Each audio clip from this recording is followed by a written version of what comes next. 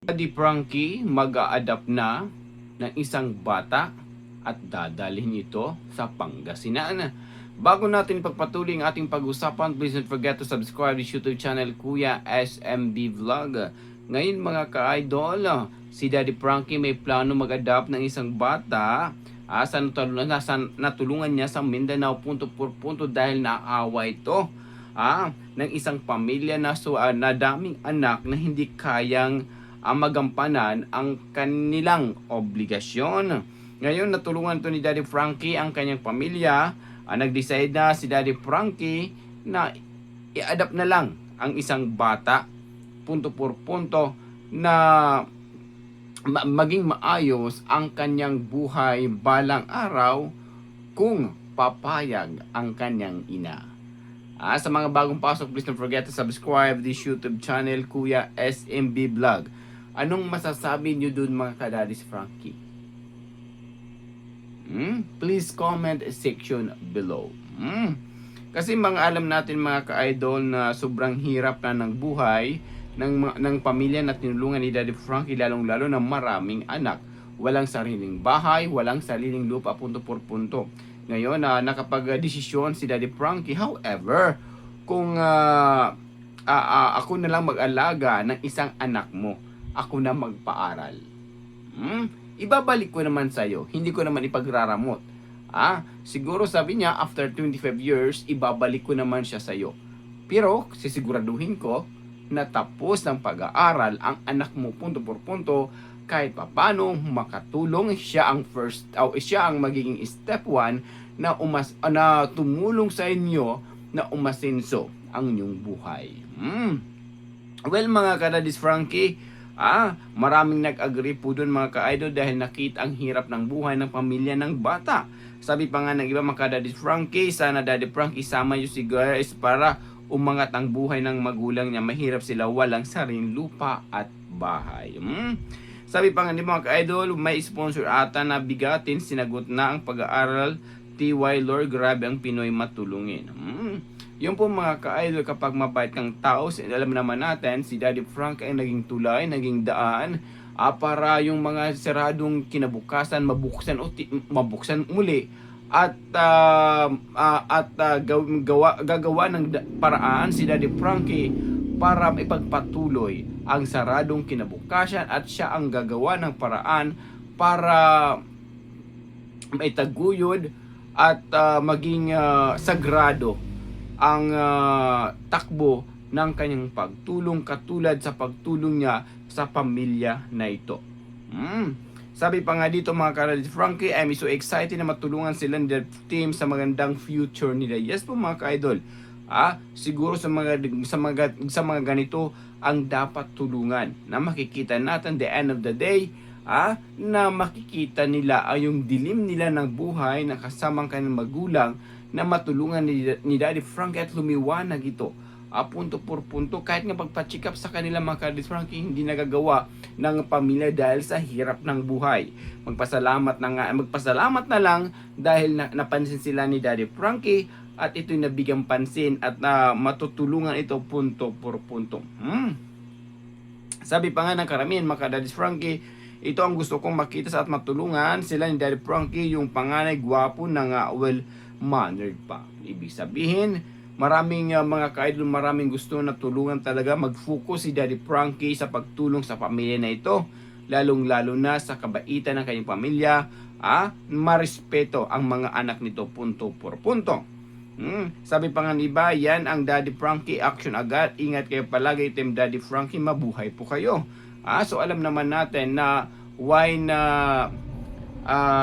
binabanatan si Daddy Frankie ng DSWD, dahil kapag si Daddy Frank umaksyon, ura-urada, agad-agad. Hindi sama katulad ng DSWD, ay nako, maraming etos palaka, mamamatay muna ang pasyente bago sila tumulong punto por punto. Hindi katulad kay Daddy Frankie, isang request muna kung nakikita na kailangan i-rescue agad-agad, sugod agad ang Team Daddy Frankie na tulungan po ang dapat tulungan. Sabi pa nga ni mga ka-Daddy Frankie, sana nga Daddy Frankie, dalaw-dalawin na lang mama niya at sa Grace sama mo din Daddy Frankie, bigyan mo trabaho dun sa business mo para mabagong buhay nila ng mama niya. So ibig sabihin, nag-ano ng iba na however isama din ang buong pamilya, even si Grace. Kahit paano kumita man ito. Gusto nila na ipasok na lang si Grace sa business ni Daddy Frankie kahit paano may kita. At makikita rin niya ang anak ko kung ipagpapatuloy, kung pumayag ang nanay na ampunin ni Daddy Frankie ang isang anak niya punto por punto. Sabi pa nga dito mga ka-Daddy Frankie, ampunin mo Daddy Frankie, cute kaya sila mga swerte na, di ba? Yung po mga ka-idol, ang pagdidisiplina ng tao madepende po yan sa magulang paano disiplinahin ng mga bata. Pero ang magulang na hindi marunong magdisiplina sa bata, lalaki ang bata na walang disiplina, punto por punto. Sabi pa nga iba mga ka-Daddy Frankie, salamat na tulungan ni Daddy Frankie itong magkakapatid. Oo mga ka-idol, kahit paano makita natin na may what we call this, na mabigyang pansin ni Daddy Frankie ang mga ditong dapat tulungan. Sabi na nga diba mga ka-idol, hello Daddy Frankie, I just want to know na fina-follow po kita dahil araw-araw nanood sila mama at tatay sa'yo. Halos hindi makapanood ng mga balita at sa TV puro ikaw na lang. Lagi marami po ng video na subaybay ng parents ko sa inyo. God bless po according sa mga ibang supporters. God bless Daddy Frankie. So maraming po mga sumasang-ayon mga ka-Daddy Frankie na ampunin na lang ni Daddy Frankie ang bata punto por punto. So para po sa na kung kay Daddy Frankie walang problema po 'yon, na ampunin niya ang bata kasi gusto niya talaga. Ang problema kung papayag ang isang ina na malayo nito punto por punto. Sabi pa nga dito mga ka-idol, bakit talaga ni Daddy Frankie sasagutin ang pag-aaral? Nakakaswerte mo dahil nagtapian ka Daddy Frankie na busilak ng puso. Maraming salamat din sa mga sponsor ni Daddy Frankie. So doon doon natin masusukat mga ka-Daddy Frankie na maraming supporters. Kaya nga sabi ko na wag ipagkait, inday o cry, yung mga bagong pasok ng mga reactor ni Daddy Frankie. Kasi, unang-una, malaking impact po ito na ma-spray ng pangalan ni Daddy Frankie at mapalawak at mapalaki ang community nito punto por punto. Huwag mo nang ipagkait na kung saan sila manood. Madepende yan sa kanila. Ganon po mga ka-idol. Huwag mong pairalin yung gahid mo sa sarili mo na ikaw pa talagang kukontra sa mga bagong pasok ng mga reactor. Importante, maayos, sagrado ang kanilang pagre-react alang-alang kay Daddy Frankie, sapat, big chick na po yun. Sapat pa ng ibang mga ka-idol na ang lahat ng anak po ng mga pugi at mga ganda po mga ka-idol. Sobrang cute po nila. Sabi pa nga nito, pahabol payag ka na nanay anak mo pa rin siya, tulungan ka na lang ni Daddy Frankie. Kung ako sa iyo, payag na ako kasi hindi naman ang kinin Daddy Frankie. Pasensya na pero parang nakikita ko maging buhay paglaki ng bata kung dun siya kay Daddy Frankie, kaya payag ka na nanay according ng isang supporters ni Daddy Frankie. Siguro papayag yun pero once a year sila bibisita or ang nanay niya pupunta doon. However, ang sabi naman ng karamihan, kung isama na lang silang lahat, or isama na lang, ang problema mga ka-idol, kung pwede. Kasi mahirap naman mga ka-idol kung sasama sila doon buong pamilya tapos kukontrahin naman si Daddy Frankie ng DSWD. Punto por punto. Yun ang pinakamahirap. Pero para sa akin, okay kasi di ba sila pinaalis lang naman sila, di ba sa shelter noon na katulad kay Oliver, kay Tinida na pinauwi sila kasi may kanyang-kanyang pamilya. However, ganito kasama ang mga anak, magulang, o tulungan ni Daddy Frankie. Kay questioning pa rin kaya ng DSWD. Please comment section below mga ka-idol. Total ang shooter wala naman nakatira doon, di ba? However, kung sila na lang, dalhin na lang kaya ni Daddy Frankie lahat. Ganun lang po doon mga ka-idol. Ilagay na lang sa shelter tapos ang nanay niya ang magtatrabaho. Ang tanong, sino mag-aalaga ng kanyang mga anak? Yun din ang problema po doon. So yun po mga ka-idol na kailangan natin balansin din ang sitwasyon. Pero asa kung kung pumayag man ang nanay ng bata na ampunin ni Daddy Frank ang isang bata na, so malaking impact, sure ako 100% na malaking pagbabago nito. Mapapaganda ang kinabukasan ng bata punto por punto at makakapagtapos ito ng pag-aaral. Baka balang araw maging artista ito. Sabi pa nga dito mga ka-idol, wow, it's yung inaabangan ko din. Thank you so much. Team with sponsor, God bless always. Ganun po mga ka-idol na maraming sumasang-ayon kung dalhin ni Daddy Frankie yung bata. Punto por punto. Ampunin na lang ito. Total para kahit paano magkaroon po ng bata doon sa bahay ni Daddy Frankie. Oo. So, yun po mga ka-idol, ang point na kahit paano, may natulungan si Daddy Frankie mula sa Mindanao na iaampunin.